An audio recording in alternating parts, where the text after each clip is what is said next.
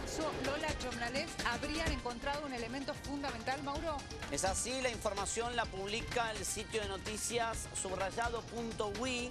A 24 horas de retomar las investigaciones por el crimen de Lola Chomnalés, la policía de Rocha encontró la mochila que llevaba la joven el domingo 28 de diciembre, día en el que desapareció.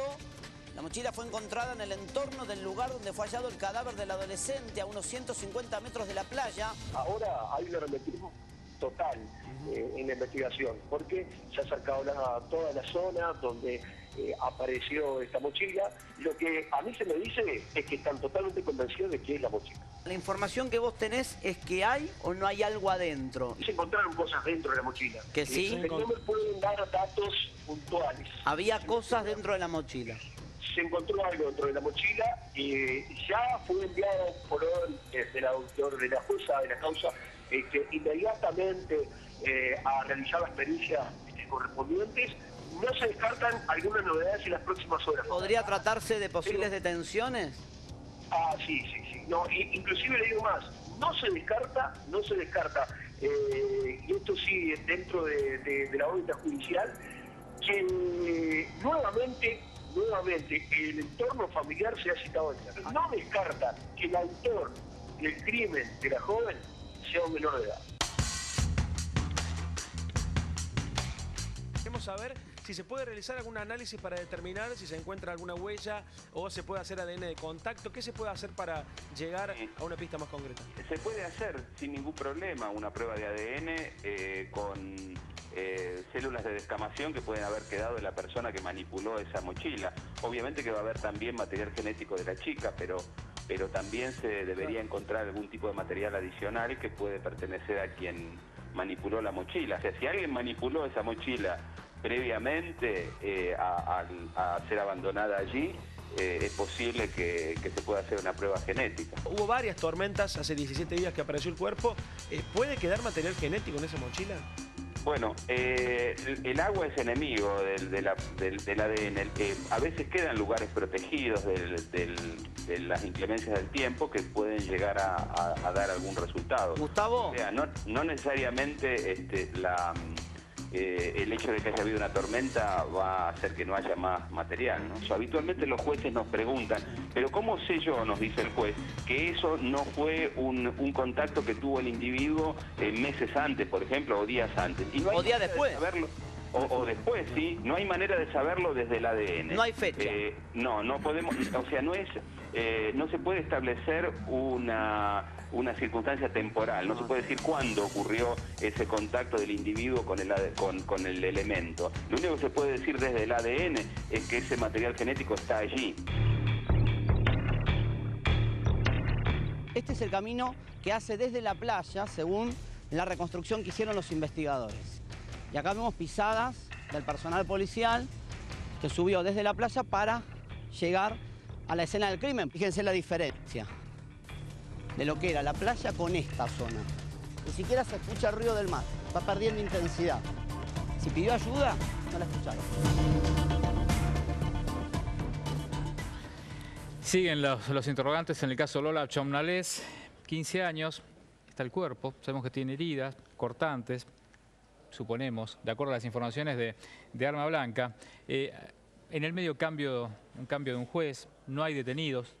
Habría que ver si la nueva jueza entiende que aquellos que fueron demorados, en calidad de algunos de detenidos, es algún sospechoso o reúne condiciones para ser un sospechoso. Por lo menos la información concreta de este día es que apareció la mochila de Lola con un libro. Y también sabemos que estaba su DNI, su cédula de identidad. Lo que no estaba, de acuerdo a las informaciones que reproduce el diario El País de Uruguay, declaraciones del abogado Barreda de la familia, dice, no estaban los 2.500 pesos uruguayos. A partir de ahí, una especulación de, puede ser, un homicidio en ocasión de robo. Habría que ver, por eso es todo tema de debate. Alguien decía, las próximas 48 horas van a ser claves, precisa, porque tiene que ver acerca de la búsqueda de información de patrón de rastros de ADN, si hay, ¿no? Es una posibilidad en la mochila.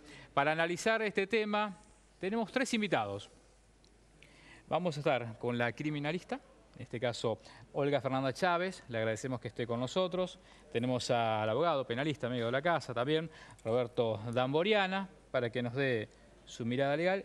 Y también acá es clave comprender, a ver los pasos que se van a llevar adelante cuando ya los profesionales estén trabajando con la mochila, médico, en este caso que tiene que ver de la genética, médico genetista, del ADN, Jorge Dotto. Jorge, buenas tardes. Hola, ¿cómo te va, Jorge?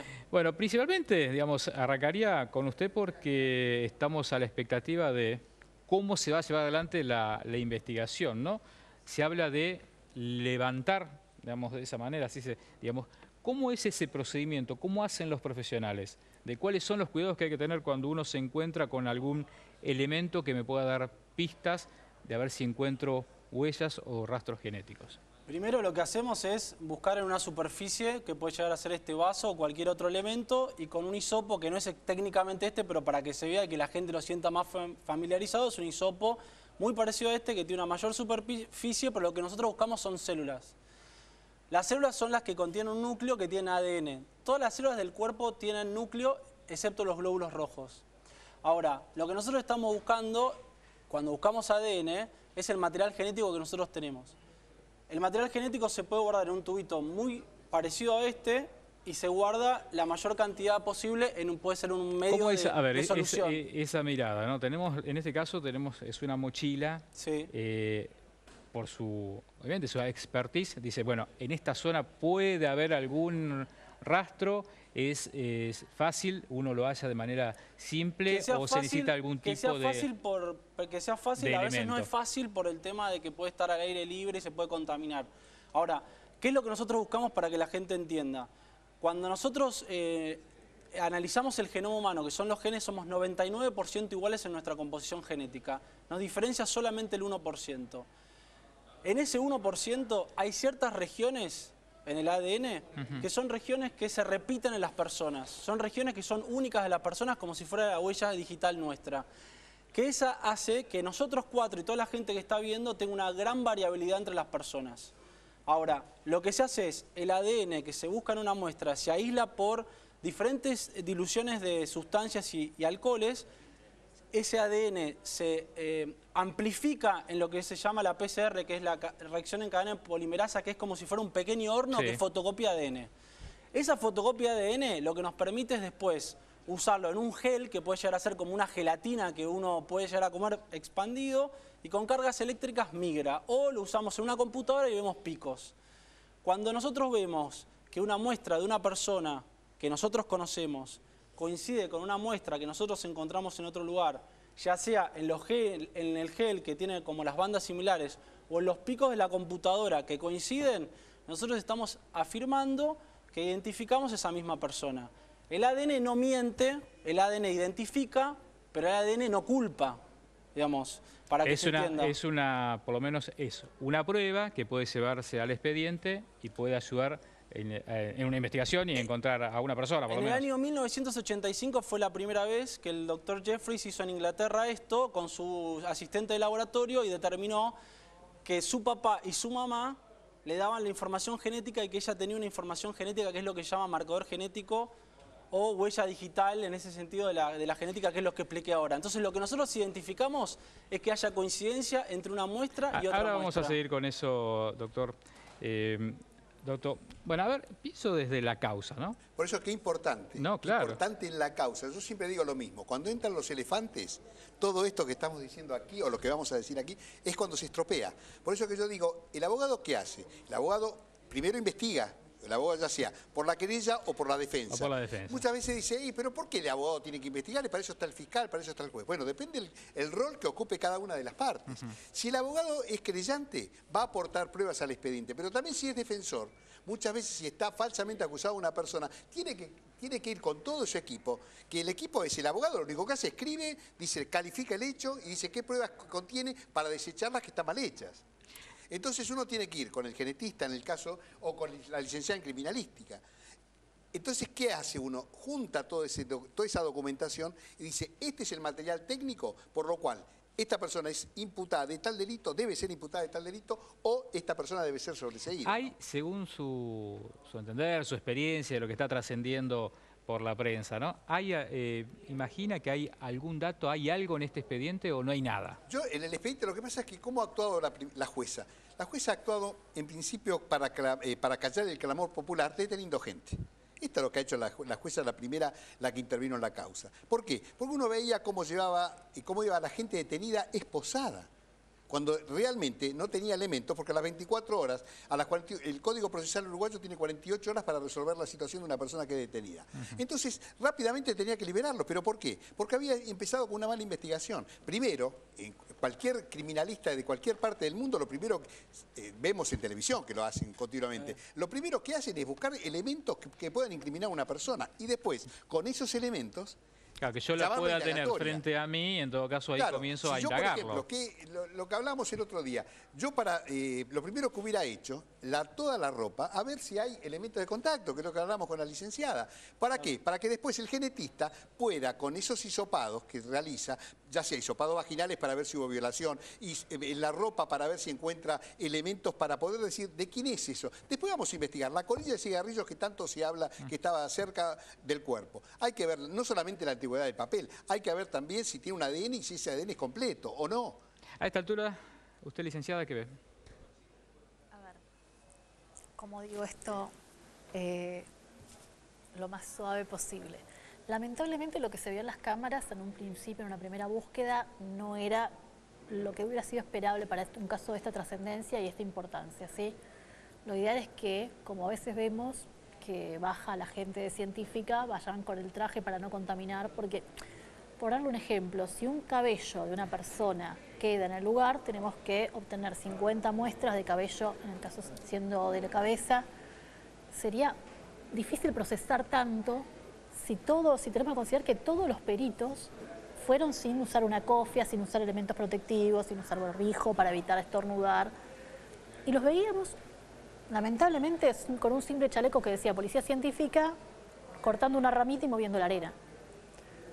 Si la mochila generalmente, cualquier mochila usual tiene cierres metálicos, con lo cual con un detector bueno se hubieran encontrado en su momento. Lo que hablábamos respecto a las prendas, por dar un paralelo, yo hace unos años tuve el caso de Mara Mateu en la costa, ya puedo hablar porque ya ha cerrado la causa, y encontramos muchos perfiles genéticos en las prendas de la víctima porque fueron recuperados y preservados adecuadamente. De hecho, a uno de los agresores es condenado, creo que la condena está firme, no estoy al tanto de esto, porque en una de las prendas que él incluso llegó a lavar se pudo recuperar ADN a partir de la sangre que poseía de la víctima, se pudo recuperar mucho tiempo después porque fue adecuadamente preservada y pudo hacerse el cotejo y la comparación con la sangre de la víctima.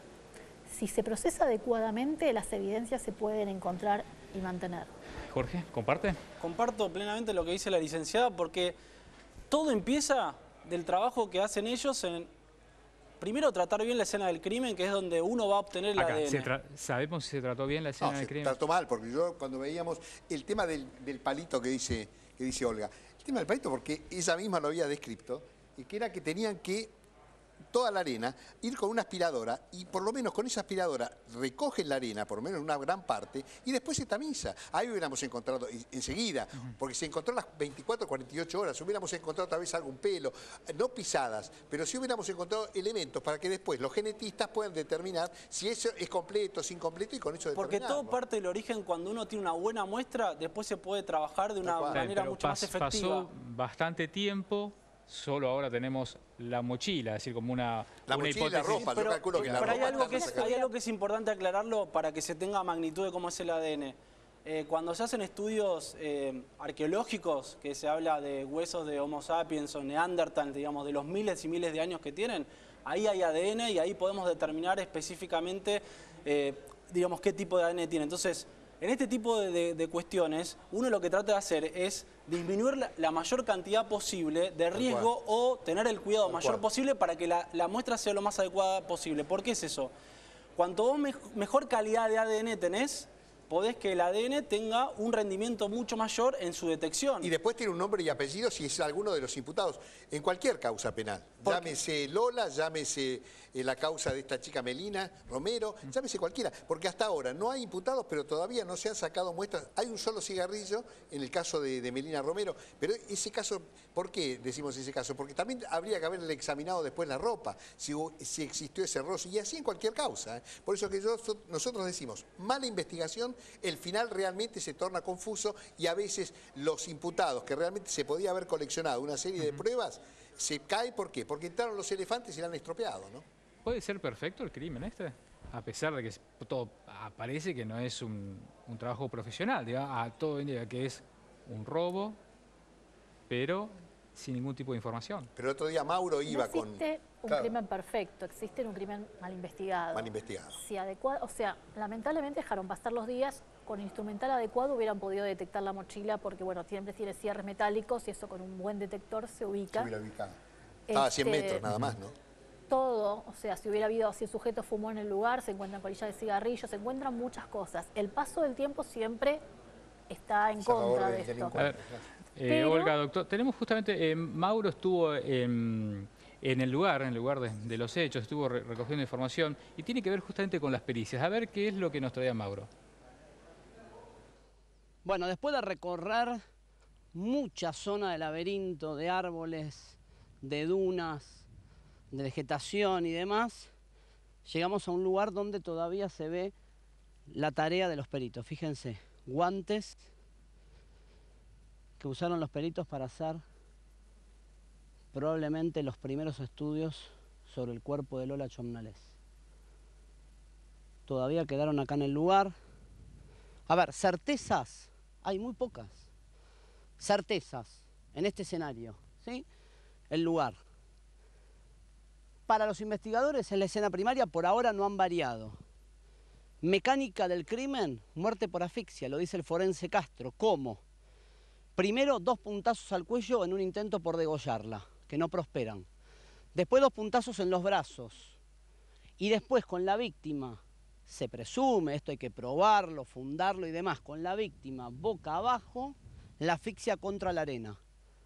Porque lo que dice la autopsia es que Lola muere aspirando arena. No es que la sepultan y la entierran. Lo que dijo el forense y lo que dice el expediente es que no estaba sepultada, enterrada. Si bien su cuerpo estaba tapado con arena, un testigo que caminó por la zona y que colaboraba con la búsqueda lo termina encontrando. ¿Qué dice el testigo?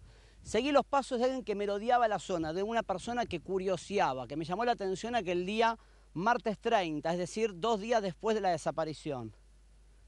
Bueno, seguí los pasos de ese hombre, llegué a un lugar y encontré a Lola muerta. No había signos de abuso sexual, dice el forense, no había ropas rasgadas y no hay nada que indique lesiones genitales o paragenitales. ¿Se puede descartar el abuso? El forense dice no, pero en lo técnico no está probado y eso es lo que vale.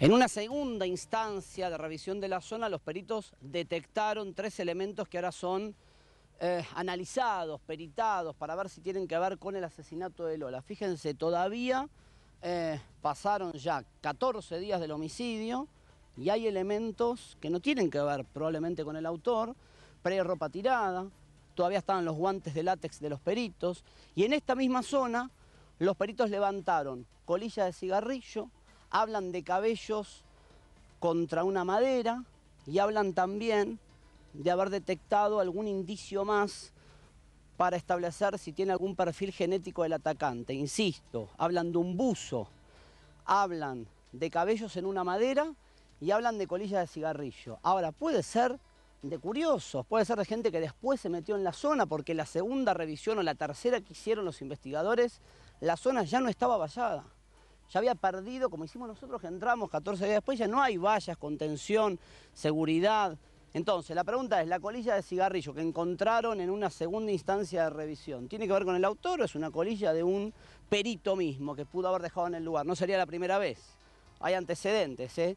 Caso Nora Dalmazo, terminaron pisoteando la escena. 28 personas tuvieron que hacerle ADN porque hasta habían fumado un pucho un policía en el lugar donde encontraron el cuerpo de Norita. Por eso estamos recorriendo el lugar exacto Miren la referencia, estamos aislados totalmente del mar. Esto es lo que sorprende cuando uno se mete acá. Llegó sola, insisto, no es menor la pregunta. Porque una cosa es que llegue engañada y otra que llegue intimidada. Las dos valen como hipótesis, las dos son probables. Ya vimos que no hay gente en la playa. Le pudo pasar cualquiera de las dos situaciones a Lola. El engaño o el apriete con un arma blanca que no le dio tiempo de correr, el terror, la parálisis. Hasta este lugar llegó. Ahora, ¿por qué? ¿Por qué el crimen? ¿Por qué despojarla de la mochila, de las pertenencias? ¿Fue el objetivo inicial robarle? ¿Buscaban otra cosa? ¿Fue un ataque sexual y de paso le robaron lo que tenía? Todavía no hay ninguna sola certeza en este expediente. Siguen investigando, sigue habiendo gente detenida, pero certeza, la única que hay es que a Lola la mataron acá. Bueno, el trabajo de Mauro en el lugar de los hechos nos ayuda mucho. A ver, estoy repasando las fallas, ¿no? Primero quisiera concentrarme en lo que hace en la parte jurídica o por lo menos siempre en el expediente, ¿no? Sí. En esta altura debe haber un montón de declaraciones. Sí, tal cual. Si tuviéramos que destacar, o por lo menos fallas, ¿qué es lo que estamos encontrando? Lo primero, que no se preservó la escena de ubicación del cuerpo. Ese fue el error más grave o sea, dejar tirados elementos que son contaminantes. No haber tenido todas las casas de los sospechosos, no haber sido preservada también. O sea, ¿y esto a qué va? Normalmente si se utilizó un arma blanca y... En algún lugar está. En algún lugar está, pero en algún lugar falta. O sea, si son muy pocas las casas que existían en la zona. Son nada más desde la casa de esta chica donde estaban alquilando. Ahí en Balizas. Son 6 kilómetros, son 60 cuadras, que es donde apareció. Ahí había un arma blanca. Ese arma blanca en alguna de las casas falta, porque tampoco era un arma profesional, aparentemente era un cuchillo tramontina.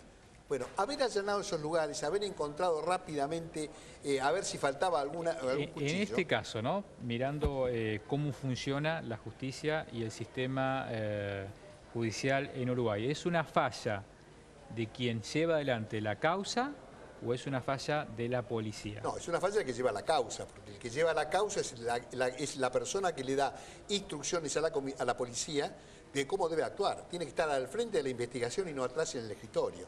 Ahí es lo fundamental. Por eso que nosotros decimos en la provincia de Buenos Aires, los fiscales, en el 90% de los casos, se ponen al frente de la investigación cuando tienen experiencia y ya llaman a científica. Y en científica, si trabajan realmente bien, lo primero que hacen es esto, preservar la escena, y entra únicamente científica, no entra toda la policía de menor rango al lugar. Olga, esto si se quiere hacer bien las cosas. ¿Fallas?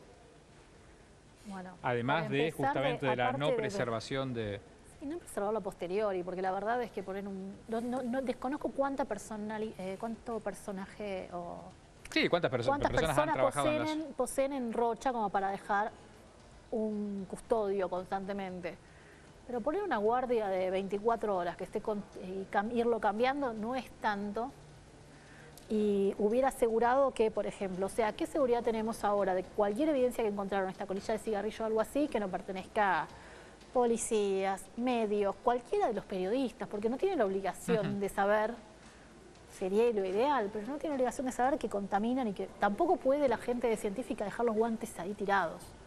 Usted piense que cuando generalmente, como para dar un paralelo, cuando vemos que las huellas digitales generalmente es difícil recuperarlas en tejidos tramados, que sería la típica tela.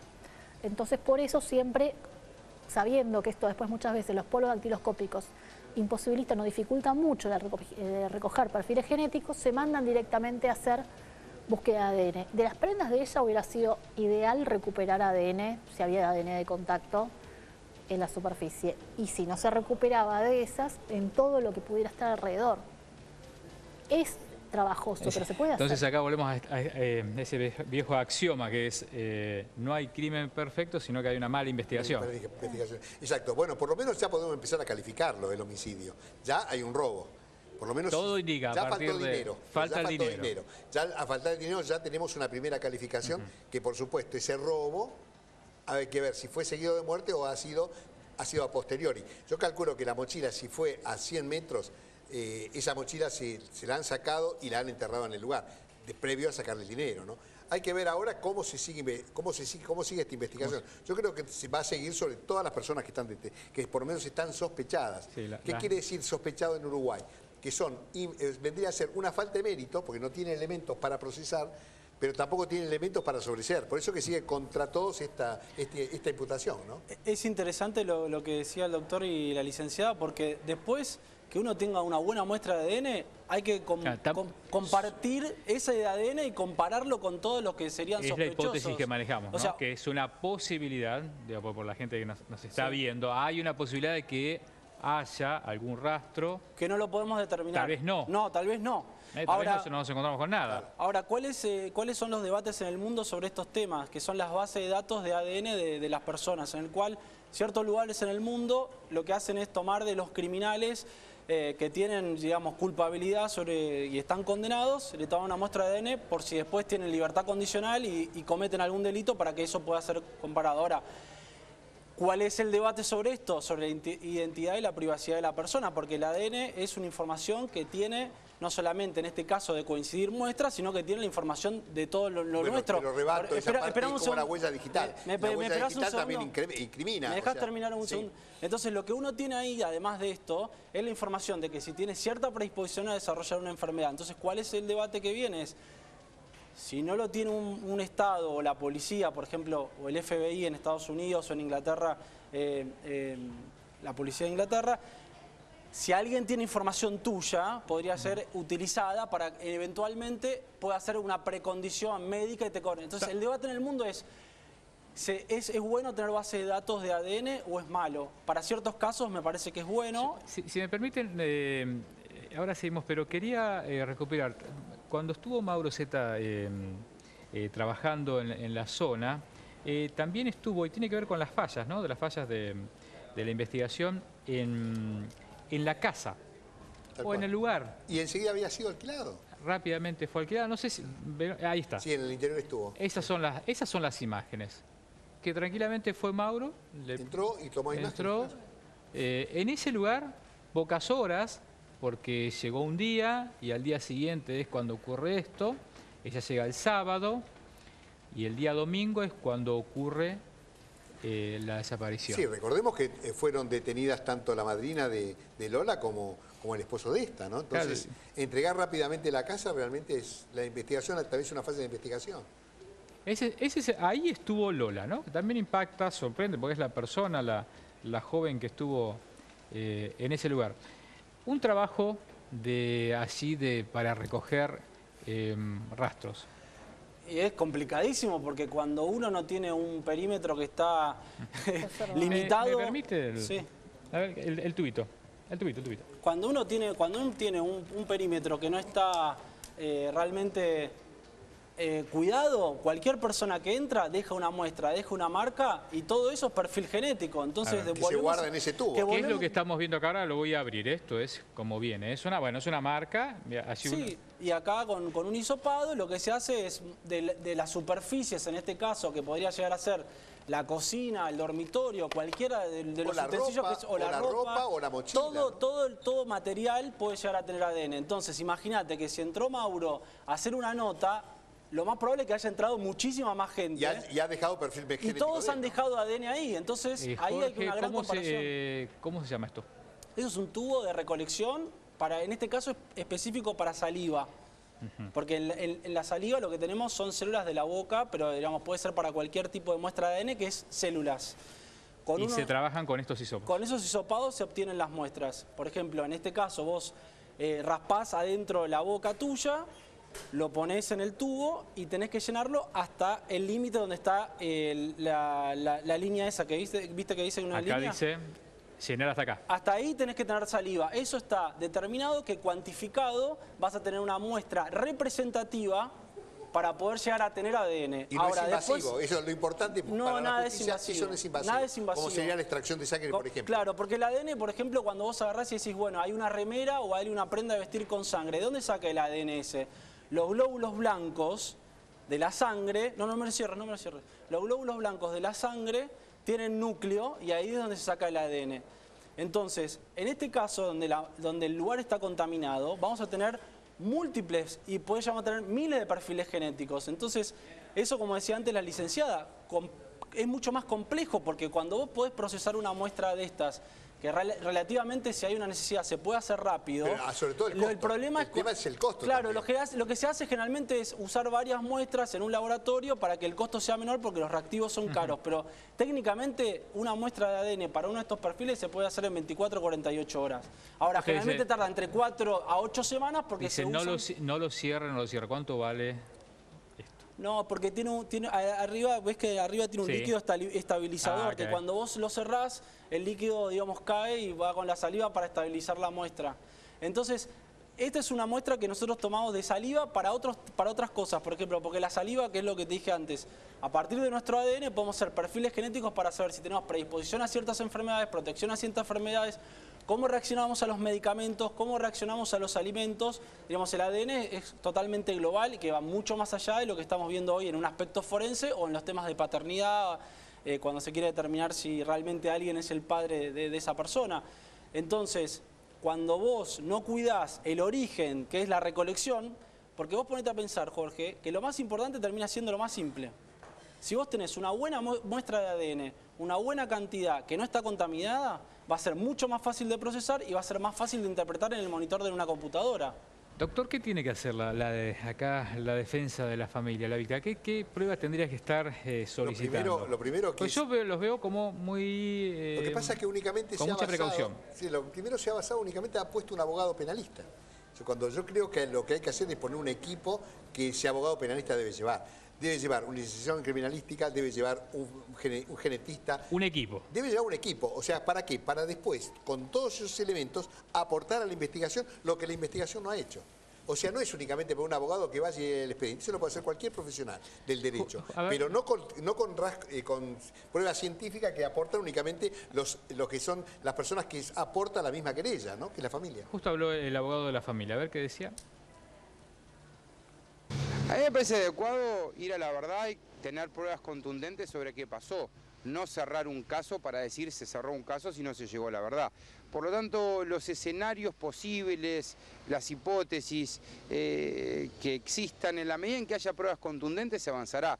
Yo frente a este tema tengo mucha actitud de cautela, mucha actitud de trabajar sin prisa pero sin pausa, tratar de no cerrar un caso si no llegar a la verdad. Faltan pruebas todavía. Y por eso me parece que antes de tener las pericias definitivas, antes de tener los cruces de llamadas telefónicas, antes de tener los informes meteorológicos que nos pueden situar en tiempo y en lugar y con mayor precisión la data de la muerte. Me parece que hasta no tener todos esos elementos sería apresurado de mi parte establecer hipótesis y no trabajar con la cautela, el rigor técnico y profesional que el caso merece. ¿Qué puede demorar eso? Yo creo que hasta la semana que viene no va a haber novedades en ese sentido.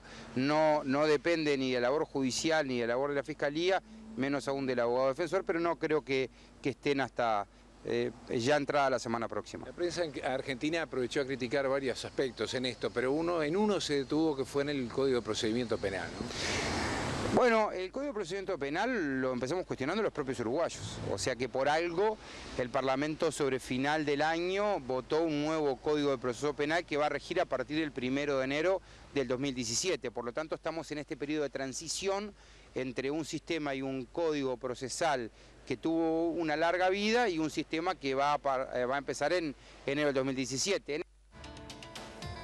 Bueno, ahí estaba hablando también con precaución, ¿no? Manejándose. Hay que ver qué técnicos cuenta ese estudio, si realmente cuenta con profesionales que lo puedan asistir, va a ser importante para aportar a la investigación.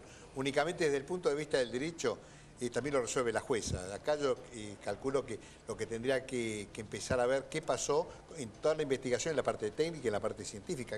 Recién hablábamos con Olga el tema de qué había dentro de la mochila, que me gustaría que lo explicara ella, ¿no? ¿Qué había? Sí, lo que yo decía es que si descubrieron que no había dinero adentro, seguramente había una billetera y dependiendo de los componentes que tenga, o sea, si usó una de cuero, que sería lo ideal, sería lo mejor para recuperar tanto huellas digitales como para ADN, tal cual, porque lo conserva de mejor manera.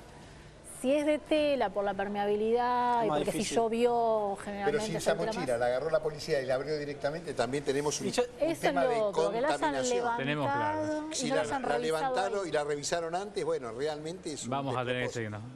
Fernández Chávez, muchísimas gracias por habernos acompañado. Doctor Damoriana, gracias por habernos acompañado.